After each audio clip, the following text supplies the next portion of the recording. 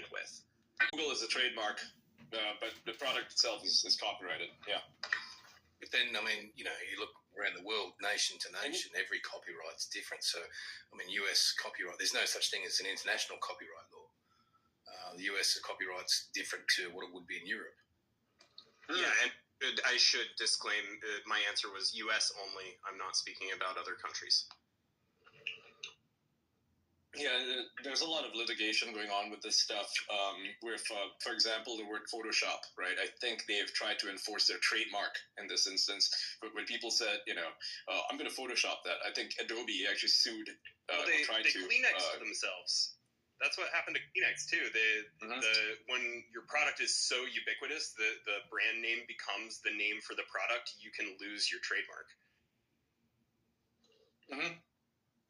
Xerox. Another thing, right? Because people say Xerox pretty ubiquitously instead of saying Band-Aid. copy printing or whatever. Yep. Funny thing, you remember Notch, right? The guy who made Minecraft. He made a game called Scrolls a long time ago, right? Scrolls is a card game. It's kind of like Hearthstone. He called it Scrolls, and Bethesda's lawyers got super pissed off because they had a game called Scrolls. Like, they were working on it. That was like the Elder Scrolls or whatever, right? Yeah, the Elder Scrolls. So he actually got sued over that for the...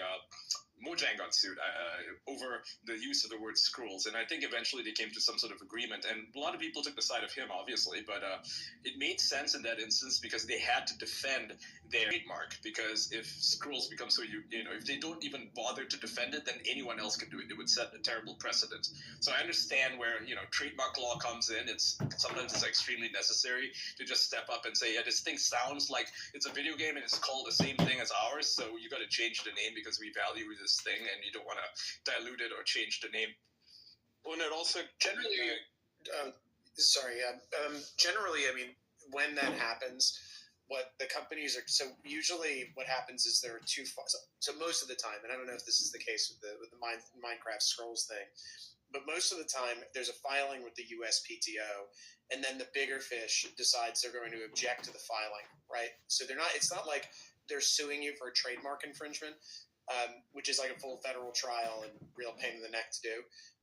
But what they're doing, it's essentially a federal trial, a small one, but it's a slightly different proceeding, and it's limited to that particular filing. The reason that big companies do that is twofold.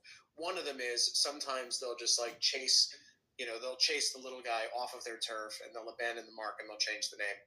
In most cases, or a lot of cases, I'm not sure it's most, but in a lot of cases actually, what'll happen is disagreement. So what they'll do